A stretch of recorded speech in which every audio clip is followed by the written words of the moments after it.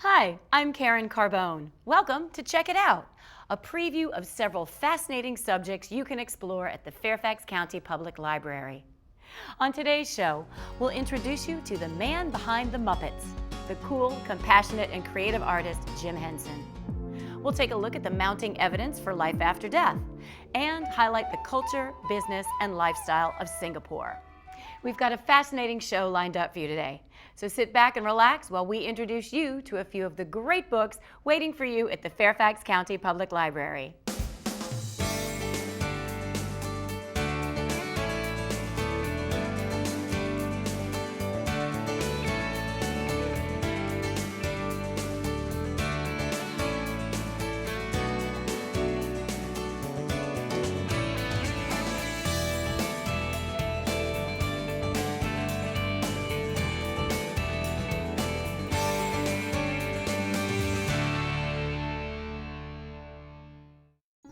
He revolutionized the world of puppetry and created a television show that, at its peak, was the most popular program in the world, watched by an estimated 235 million viewers in over 100 countries.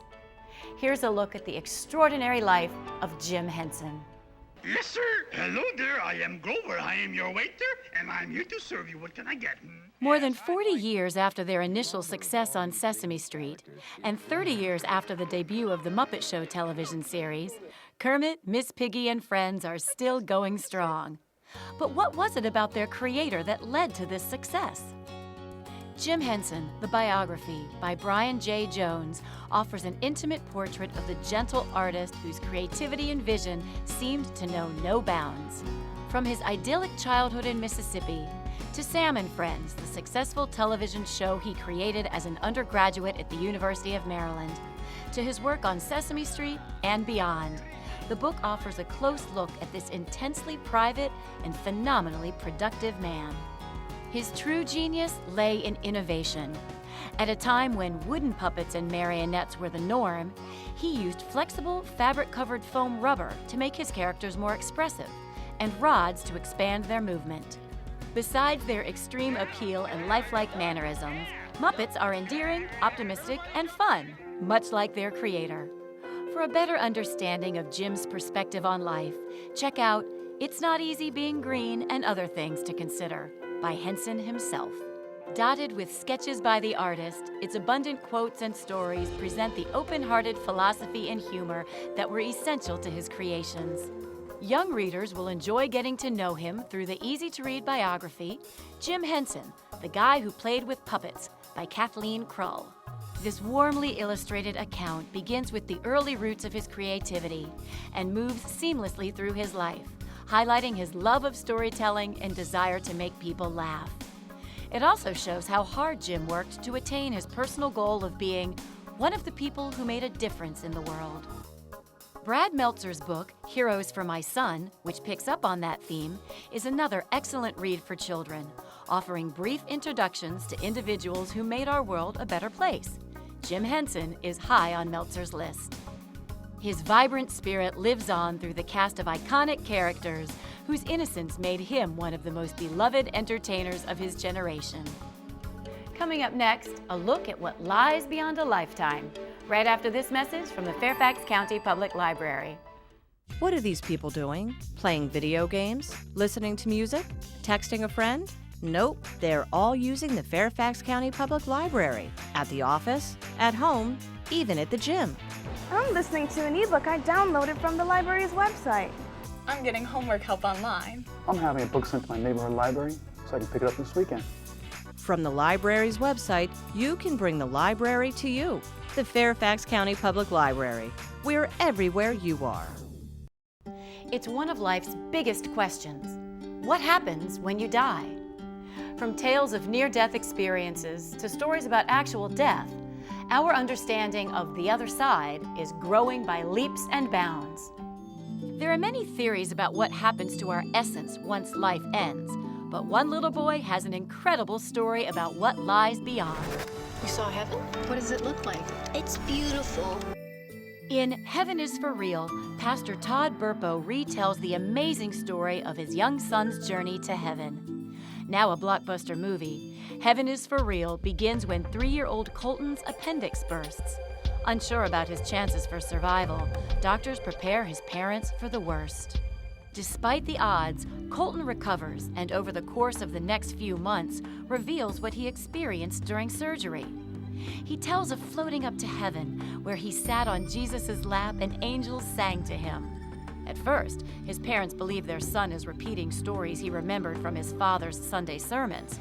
But then, his revelations become more difficult to explain. He claims to have been greeted by his grandfather, who died 10 years earlier. Where did you see him? In heaven? Is this him? Is this the man you saw? No, in heaven everybody's young. Is this him? Yeah, that's him. That's Pop.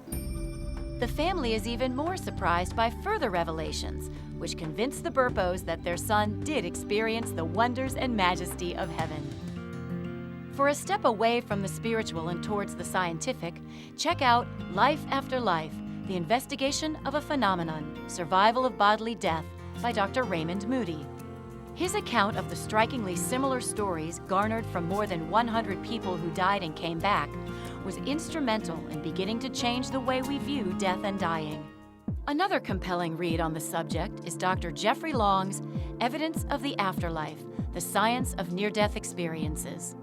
Having created a database of more than 1,600 NDEs, he asserts medical evidence fails to explain these reports, and that the only plausible explanation is that life does not end with death, and that peace and love await us all.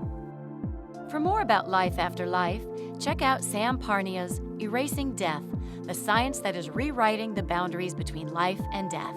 And read Dr. Mary Neal's first-hand account of her near-death experience in To Heaven and Back, a doctor's extraordinary account of her death, heaven, angels, and life again. Coming up next on Check It Out, a look at the culture and commerce of Singapore. But first, a message from the Fairfax County Public Library. Are you sure you like that one? Oh, I do. Are you sure you want to know that? Oh, I do. And do you take this man to be your husband? Oh, I do. Feeling bad about decisions you've made lately? You can turn it around. So you want to volunteer? Oh, I do. Volunteer at the Fairfax County Public Library today. It's a decision you can feel good about. Yes!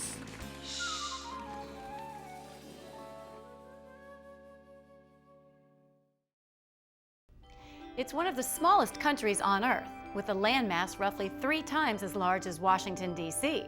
But don't let size fool you. Recognized as a great place in which to live and work, this country is well on its way to becoming a true Asian powerhouse. Just south of Thailand and Malaysia lies the island nation of Singapore. Originally settled by the Malays, its strategic location and natural harbor have attracted Chinese, Indian, and European seafarers for over 800 years. Since gaining its independence in 1965, the population has grown to over 5 million descendants of its diverse settlers. And with these long-standing multicultural influences come flavors that make this a food lover's paradise. In A Tiger in the Kitchen, a memoir of food and family, Cheryl Lulian Tan recounts her decision to leave Singapore for college and career in the U.S., proof of the rebelliousness of daughters born in the year of the tiger. As time goes by, the journalist who spends her days covering the frenetic world of New York fashion spends her nights dreaming of the family and food she left behind.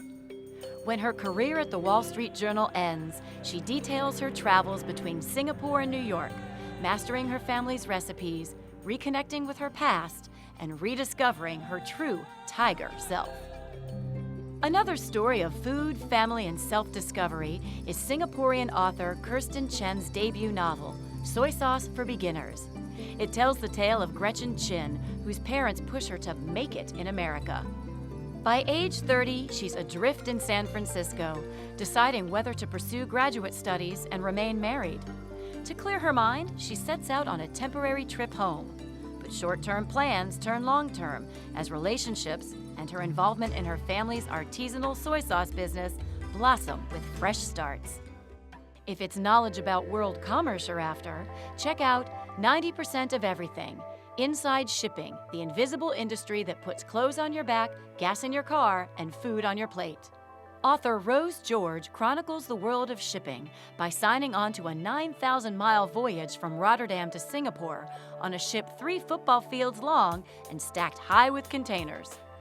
This compelling account of global commerce offers valuable insight into why Singapore's fortune, with the world's second busiest port, is on the rise. For an easy read about this dynamic country, check out Singapore by Leslie Layton. Full of colorful photographs, excellent descriptions, and interesting facts, it explains how in under 50 years, Singapore has transformed itself into an impressive first world nation. Coming up next on Check It Out, our Children's Corner, right after this message from the Fairfax County Public Library. You like to read, but it's hard to know what to read next when you're so busy.